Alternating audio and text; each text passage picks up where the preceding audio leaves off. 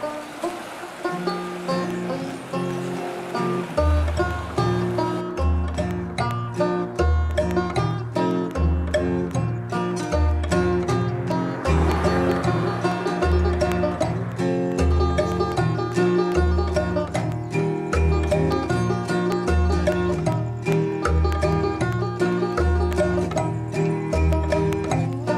remember very well the morning in Barbados when we got together to sign the original documentation that formed Pancap. In retrospect, I'm not sure that I realized what a historic occasion it was.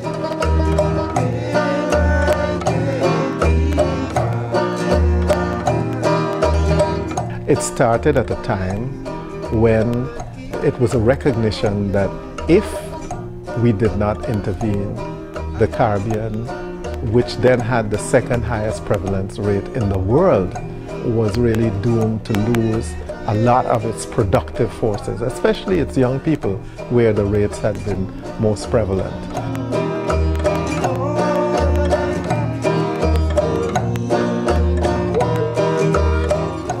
Every now and then, some crisis forces us to recognize that functional cooperation that we've had historically is something that we need to strengthen, to energize further. And HIV and AIDS was one of those crises that reminded us that we've always had this tool. Pancap was the Caribbean looking back and see that we've always had functional cooperation as a tool, and whenever we're in crisis, it serves us well.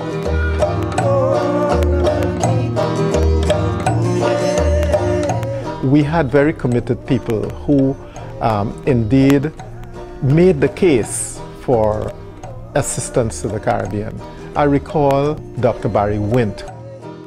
He had a passion about advocating for the structure that we now have.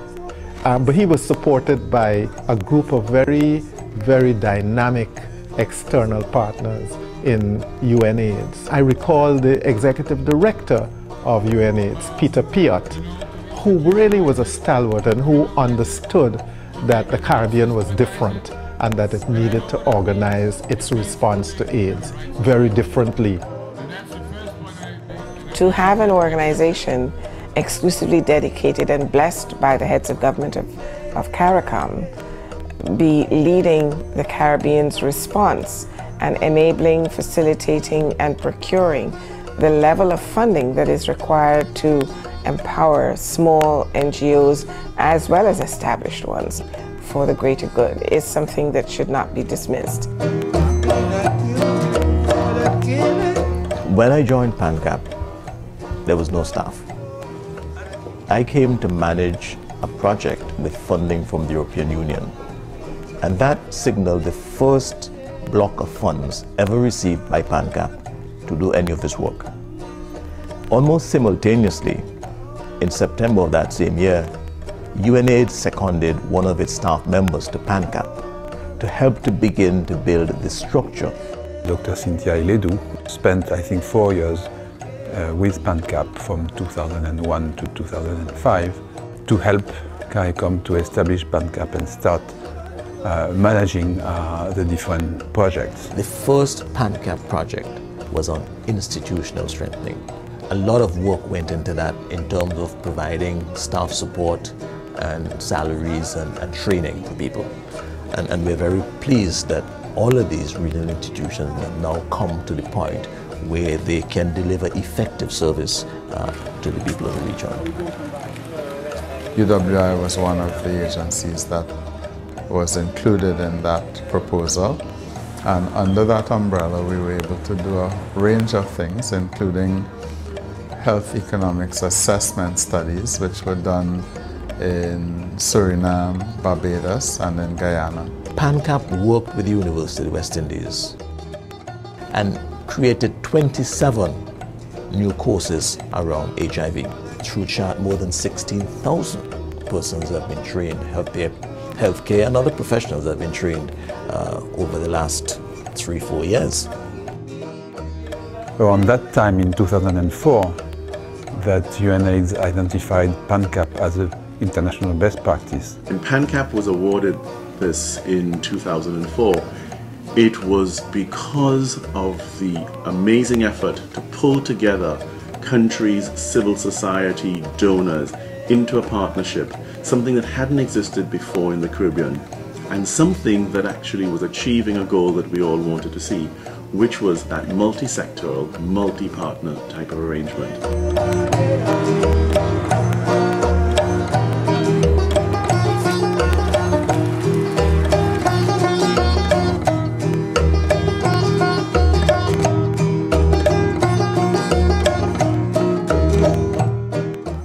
This lady gave me pills and I could not believe I left her office with a plastic bag with 10 sets of pills, and I got scared because then that's when the reality of what I had just started to sink in. By 2002, the prices throughout the Caribbean had been reduced from about 15,000 US dollars per person per year down to between 800 and 1,500 US dollars. And that was the first real accomplishment of Pancap. In Barcelona, led by Prime Minister Douglas, we engaged 5 of the major drug companies in the world. And we put the case to them that the Caribbean simply could not afford to meet these costs. And we brokered a deal. And since then, virtually 100% across the board, people have access to antiretroviral medicine. It was this era, this Pancap era, if you will, of the last 10 years that has seen such a remarkable difference in the region of people getting on ARVs and the dramatic responses in these patients. In the pre-therapy era, stigma and discrimination was rife, and much more so than it is now, where families put their sons and daughters out of their homes, get out, and not just onto the streets. It's not easy. It's not easy to disclose that. It takes a certain level of one, personal conviction, firstly, and a lot of courage. Because when you go out there on national television, you have no idea. It's after you do it, you go home and you think like, oh, I wonder who's seen this interview or watched this thing that I did and how people are going to respond to me in the streets. And so I felt that if we presented positive people who were healthy and who could articulate well, who were intelligent, and it just changed the whole dynamics of the HIV/AIDS situation in terms of stigma and discrimination. In the Caribbean, there's a whole lot of social and cultural resistance to some of the aspects of human rights. Some of it enshrined in law, and how do you move that? But Pancap has just done that work. We now have, we are pleased to say that we have model policies and model legislation that will promote human rights, and that has had endorsement from all of the countries and all of the institutions. The Pancap Stigma Unit is established in Barbados, and the purpose of that unit is to do research around stigma, to identify best practices that we can use to reduce stigma, and then to work with countries to help them implement these best practices. That's a project that we have that is out of Barbados with funding support from DFID. The work of the Regional Stigma Discrimination Unit builds on some of the initiatives that Pancap has already done in the area of stigma and discrimination. For example, they have produced through projects working with the Alliance anti-stigma and discrimination toolkits, which address stigma with PLHIV, and these tools have been used in a number of the initiatives that have been conducted thus far through the Stigma Unit. And we've been able to see initial successes where we've seen PLHIV speak out. They're more empowered to speak out and advocate at the highest level. It was very powerful when, for me, as a person living with HIV, to be in a meeting in St. Lucia, sitting at a table with lawyers who learned lawyers, discussing law reform and discussing policy, and knowing that my voice as a PL was just as and equally as important as that lawyer with his degree from wherever, and that my concerns were taken into consideration. And I think that's a very powerful message that Pancap sends by ensuring that they do that.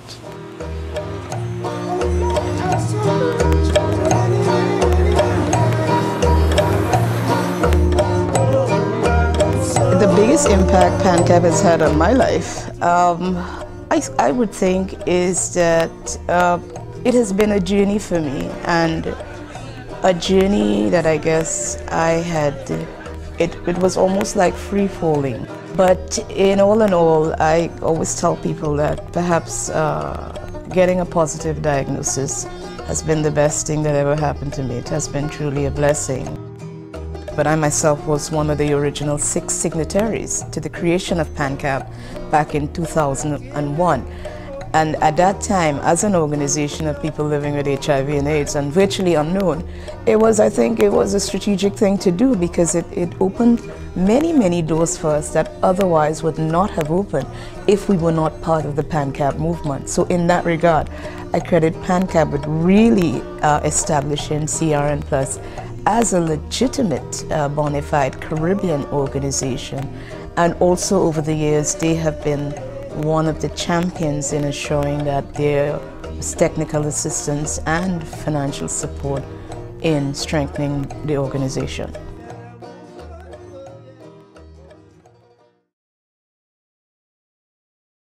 We have a complex region. We have a region of many countries. Yeah, and somewhere amongst that, there needs to be coordination. That's what the Caribbean Regional Strategic Framework does. It provides something that everyone identifies to, and that everyone could buy into, and that everyone could play a role within that response. The Caribbean Regional Strategic Framework drives our agenda.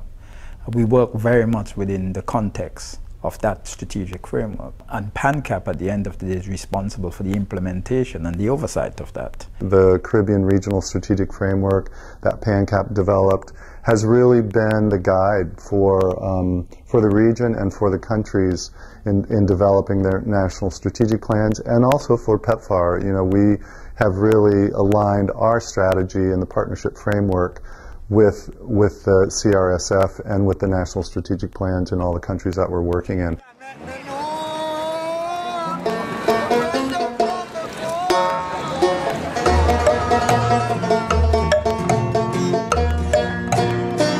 The notion of Pan-Caribbean was a very innovative notion and very visionary notion, because to a certain point, the Caribbean as a region was, in terms of HIV response, was divided into the CARICOM member countries and then the other Caribbean. And we know that HIV do not have geographical boundaries, and more than that, in this region, we do share the population, we share the culture, and there is an important movement between the different Caribbean countries. So the Pancap vision of initiating a Pan-Caribbean approach was definitely needed in the fight against HIV AIDS, and that has been a big asset. Pancap is built on partnerships, ensuring that all of the members are pulling together and contributing for the general good, and I think that is critical.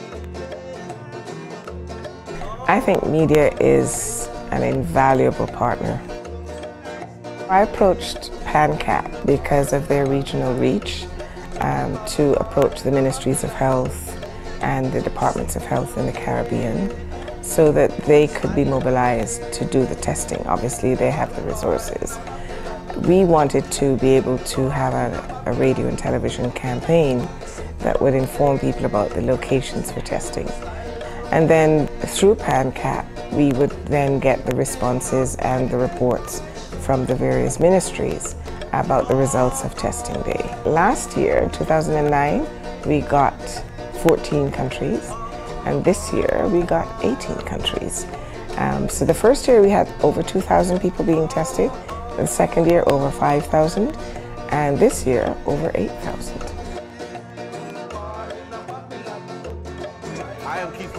As a participant of the Live Up campaign under CMBP in partnership with Pancap, the Ministry of Health National HIV/STI program, I was one of the young faces that represented the Caribbean youth as it relates to HIV/AIDS issue. You talk to a lot of young people, they can talk about our Caribbean music, they can talk about our food, and so definitely there's a sharing as it relates to culture, etc. And so there should be that concentration to look within the different countries within the region and to make sure that there's a coordinating body to oversee the response of the Caribbean region, the concentration of the epidemic in the Caribbean region, and how is it that we're reaching the different most at-risk populations within the region.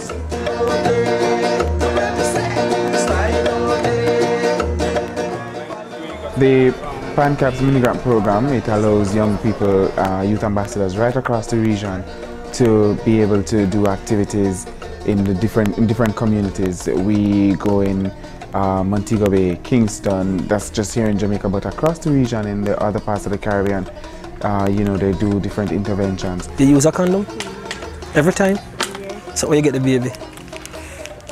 Come here! Did you use a condom when you get the baby? So oh, you get the baby and you use a condom? Oh, the condom burst.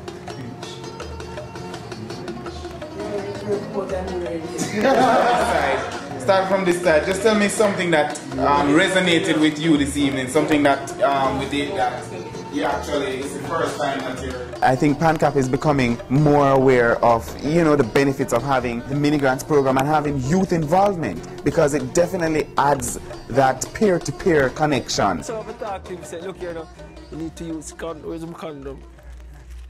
Try to imagine a world without Pancap in the Caribbean in 2010. It would take a lot more effort, a lot more cost, a lot more people to achieve the same amount of benefit that we have seen because we have Pancap. What Pancap does is Pancap makes it much easier for every country to benefit from resources, from technical expertise, as opposed to every country trying to start from scratch and basically recreating the wheel from scratch. That's what Pancap's done. People may give pause to when I say I do this because for me it's unconditional love, you know, and it's not really about anything else, and that is what people don't get it. They don't get it at all. So people keep saying, you know, and sometimes we quarrel, but we always make up, because at the end of the day we're all Caribbean people, and at the end of the day, if we don't support each other, there's nothing like family. At the end of the day, all the donors will come and go, and we will still be here with each other.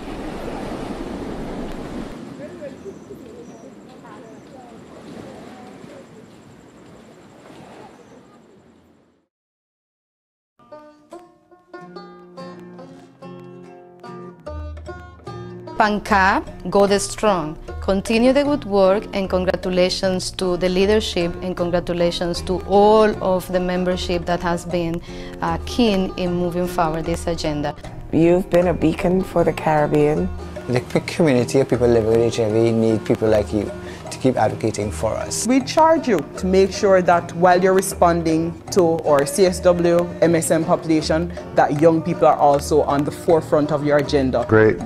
Great folks to work with, have been very open and transparent and sharing information to address problems or issues, I guess, as they come up and challenges. So happy anniversary. It was an honor and a privilege for me to be present at the actual signing of Pancap 10 years ago. To see our leaders in this region working towards something with such earnest and passion and commitment was a really influential thing for me as a young professional at the time. Pancap really deserves to be commended for taking what was a very difficult job and what none of us really understood fully when Pancap began, and for making itself now seem as if its existence and its contribution is so inevitable. The heads of government who had the vision to institute and call for the institution development of this regional mechanism, the Pan-Caribbean Partnership Against AIDS, also need to be congratulated. On behalf of the entire team at Associates for International Development, I'd like to congratulate Pancap for a sterling response to stigma and discrimination throughout the region. Pancap, grattis på 10-årsdagen. Jag hoppas att ni fortsätter så här. Hälsningar från Sverige. It's been a long journey. You've come a long way, baby. We have a long way to go. Thanks, Pancap. Happy 10th anniversary. Congratulations.